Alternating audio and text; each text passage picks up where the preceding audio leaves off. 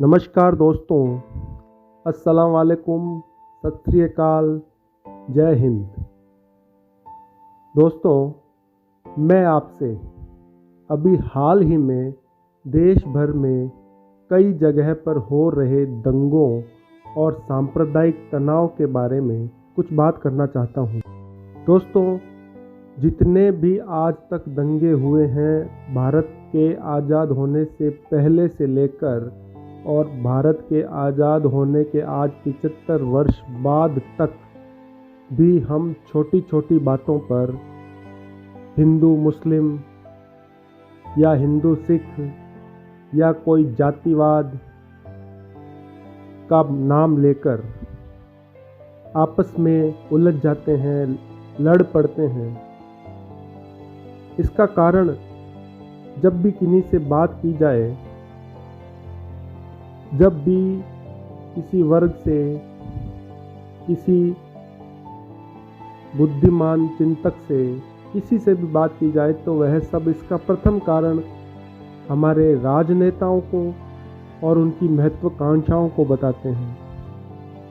दोस्तों, मैं यह कहना चाहता हूं कि माना कि नेता और राजनेता राजनीति कूटनीति के चक्कर में कई बार इस तरह के विवादित बयान अनजाने में या जानबूझकर भी देते हैं जिससे किसी वर्ग विशेष की भावनाएं भड़के और दूसरा कोई वर्ग विशेष उनके पक्ष में लामबंद हो।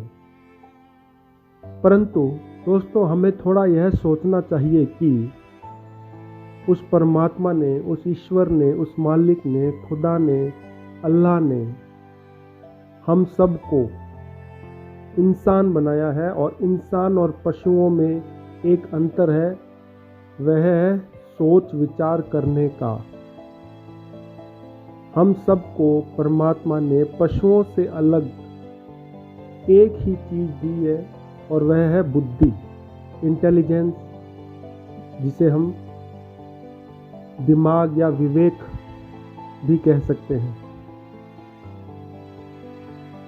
अब माना कि जिस समय इस प्रकार का कोई दंगा, कोई भावना भड़कती है, तनाव होता है, विवादित बयान देते हैं, तो आदमी अपनी बुद्धि पर, इंसान अपनी बुद्धि पर कंट्रोल नहीं रख पाता और भावावेश में संवेदनशील होकर या अत्यधिक भावुक होकर या फिर किसी उन्माद में आकर ऐसा कार्य कर बैठता है जिसके लिए उसे जिंदगी भर पछताना पड़ता है और उसके द्वारा ऐसे कई कार्य हो जाते हैं जिससे कई गरीब,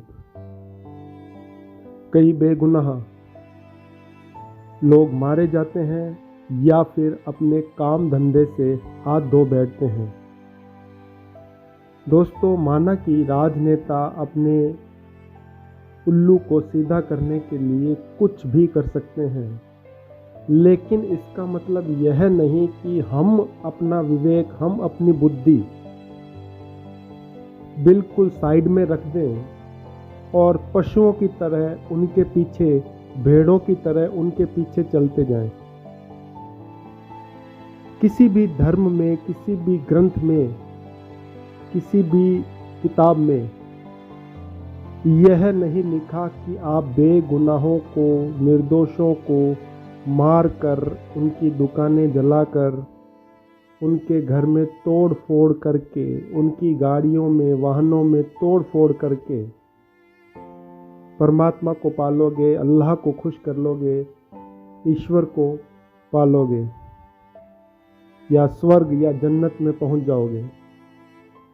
मैं ज़्यादा धर्म और अध्यात्म की ओर नहीं जाकर सीधी प्रैक्टिकल बात आपसे यह करना चाहूँगा कि शराबी आदमी होता है ना, वह भी जब रात को लड़खड़ाता हुआ घर पहुँचता है तो खाना मांग कर खाता है या लेकर खाता है तो रोटी ही खाता है। वह रास्ते में पड़े हुए किसी गोबर को उठाकर नहीं खा लेता। क्यों? क्योंकि नशे में भी उसकी बुद्धि इतना तो काम कर ही रही है कि क्या खाना है और क्या नहीं खाना है। लेकिन दोस्तों, सांप्रदायिक घटनाओं को देखते हुए ऐसा लगता है कि हम उस शराबी आदमी से भी ज़्यादा नीचे गिर चुके हैं, नशे में हैं, कि हम आगे पीछे बिना कुछ सोचे समझे देखे सीधा उन्मादी होकर जय श्री राम या अल्लाहू अकबर के नारे लगाकर एक युद्ध लड़ने के लिए आगे बढ़ जाते हैं, जैसे सामने कोई बहुत बड़ी सेना हो, बहुत बड़ा दुश्मन हो। दोस्तों, हमारा दुश्मन कोई नहीं है, हमारा दुश्मन हमारा मन, हमारे विचार ही हैं।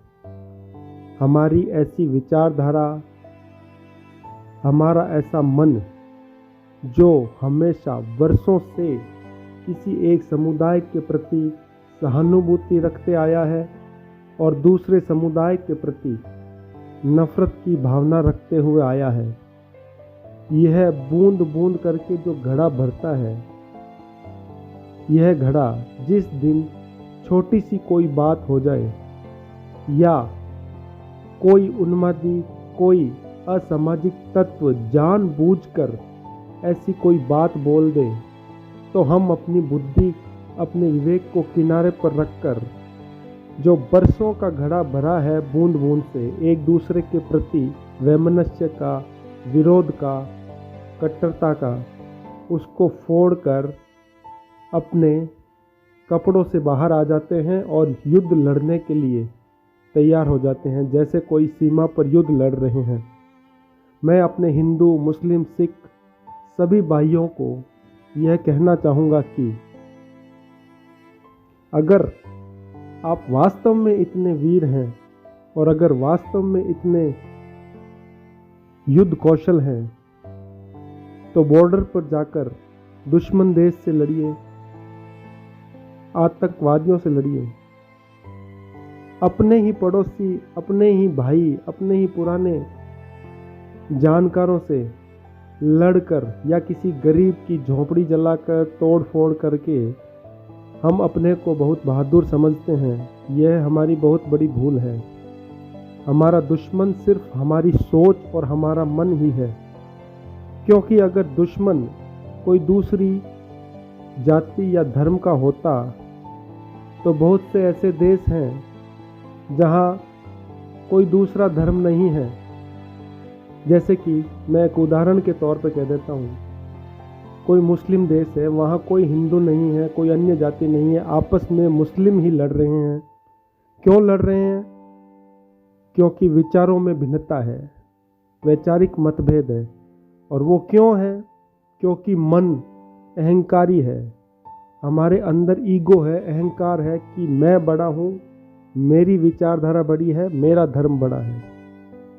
इसी प्रकार हमारे हिंदू भाई जो अभी जय श्री राम का नारा तो लगा लेते हैं, लेकिन श्री राम की शिक्षाओं पर बहुत कम ध्यान दे पाते हैं।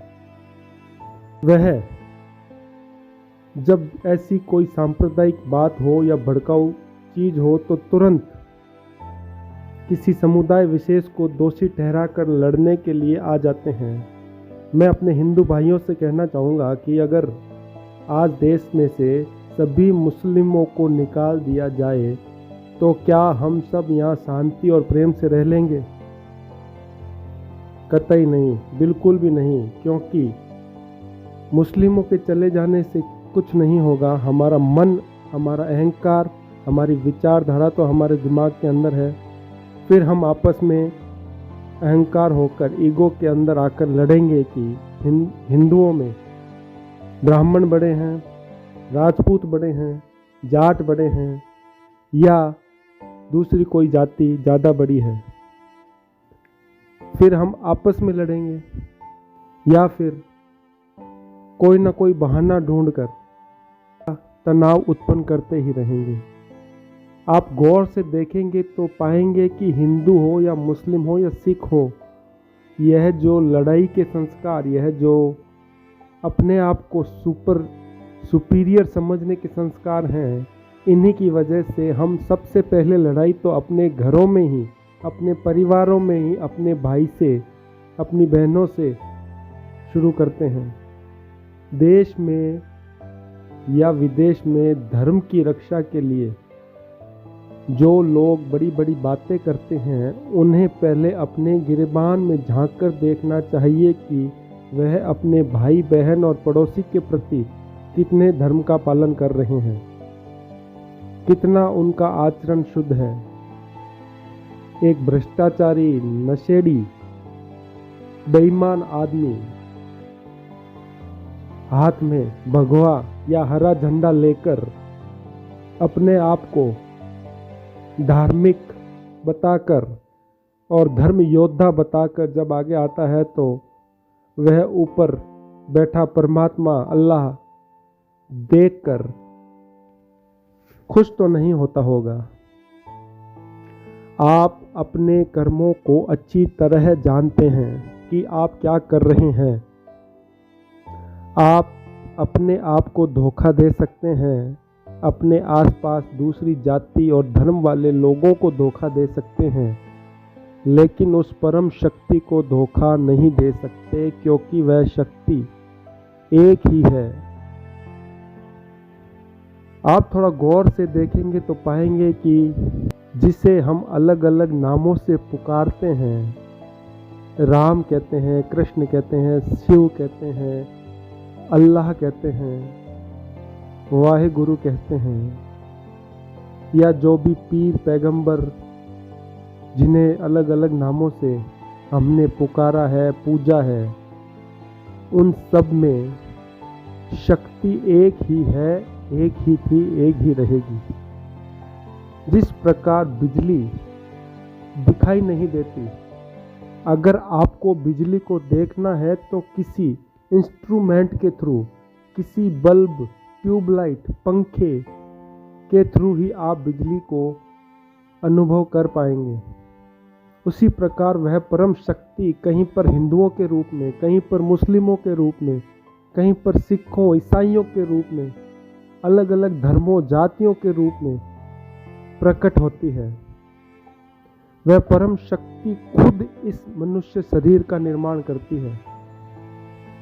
अगर हम हमारे बनाए गए मंदिर, मस्जिद, गिरजाघर, गुरुद्वारों की एक ईंट को भी कोई नुकसान पहुंचाता है तो उसकी जान लेने पर उतारू हो जाते हैं, लेकिन उस परमात्मा के, उस ईश्वर के, उस अल्लाह के बनाए हुए इस मनुष्य शरीर को नष्ट करते हुए एक बार भी नहीं सोचते, क्योंकि हमारा अहंकार इतना हावी है, हमारी ईगो इतनी हावी है कि हमने अपनी बनाई चीज़ उस खुदा से, उस मालिक से, उस परमात्मा से, भगवान से बनाई हुई चीज़ से बड़ी नज़र आ रही है। हम भयंकर अंधे हो चुके हैं। कोई नेता, कोई बदमाश, गुंडा आपको तब तक नहीं भड़का सकता जब तक आप भड़क जाने के लिए तैयार नहीं हो। आप पहले से ही अलग अलग धारणाएं, परसेप्शन बनाकर बैठे हो, किसी के बारे में कुछ भी कल्पना करके एज्यूम कर रहे हो, वह ऐसा होगा, उनका धर्म ऐसा होगा, उनके धर्म में यह बात लिखी हुई है। बिना पढ़े, बिना लिखे कितने मुस्लिम भाई हैं जिनको कुरान की हर आयत का अर्थ सहित पता है। कितने ऐसे हिंदू भाई हैं जिन्हें यह भी पता है कि रामायण में कितनी चौपाइयाँ हैं या गीता में कितने श्लोक हैं। मुश्किल से पूरे देश में 2% ऐसे लोग होंगे, लेकिन बाकी किसके भक्त हैं? बाकी अपने मन के भक्त हैं। जो उनका मन कहेगा वो सही है, जो उनका दोस्त कहेगा वो सही है, जो सोशल मीडिया पर टुच्चे मुच्चे लोग कहेंगे वह सही है, जो एक नेता अपने स्वार्थ पूर्ति के कारण उलूल जुलूल भाषण देगा, भड़काएगा, वह सही है, और उसी के पीछे चलते रहेंगे। भाइयों, मैं आपसे सिर्फ इतना ही कहना चाहता हूँ, अपनी बुद्धि और अपना विवेक काम में लीजिए, क्योंकि एक बार बुद्धि या विवेक साइड में रखते ही किसी भी छोटी सी बात पर हम इतने उन्मादी हो जाते हैं कि छोटे बच्चे, गरीब लोग, फुटपाथ पर बैठने वाले लोग, झुग्गी झोंपड़ियों में बैठने वाले, रहने वाले लोगों को 2 मिनट में नष्ट कर देते हैं। क्या हमने आज तक किसी सांप्रदायिक दंगे में किसी बड़े राजनेताओं को मरते हुए देखा है, या बड़े किन्हीं बाहुबलियों को, या बड़े किन्हीं मौलवी या पंडितों को मरते देखा है? शायद नहीं। क्यों नहीं? क्योंकि उनका काम आप जैसी भेड़ों को चराने का है और वह चरा जाते हैं। आप और मैं अलग नहीं हैं, हम सब एक ही माटी के बने हुए हैं, एक ही परमात्मा की संतान है।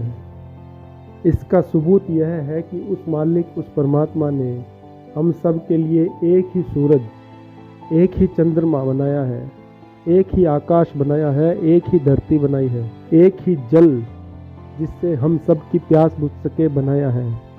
अगर वह 2 या 3 होते तो हिंदुओं का मालिक, हिंदुओं का सूरज, हिंदुओं का चांद, हिंदुओं की नदियाँ, हिंदुओं का पर्वत अलग होता, मुस्लिमों का चांद, मुस्लिमों का सूरज, मुस्लिमों की नदियाँ अलग होती, सिखों की अलग होती।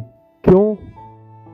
क्योंकि एक नूर ते सब जग उपजा, कौन भले कौन मंदे। उस एक परमात्मा के, अल्लाह के, भगवान के नूर से ही सभी लोग उत्पन्न हुए हैं।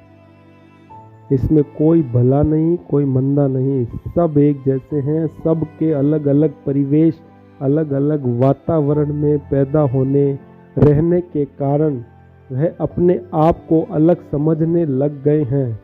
मैं आप सबसे हाथ जोड़कर यही विनती करता हूँ कि अपना विवेक, अपनी बुद्धि काम लीजिए। आपको परमात्मा अल्लाह देख रहा है, हर समय देख रहा है। इस बात को पक्का मन में बिठा लीजिए। जय हिंद, नमस्कार, खुदा हाफिज।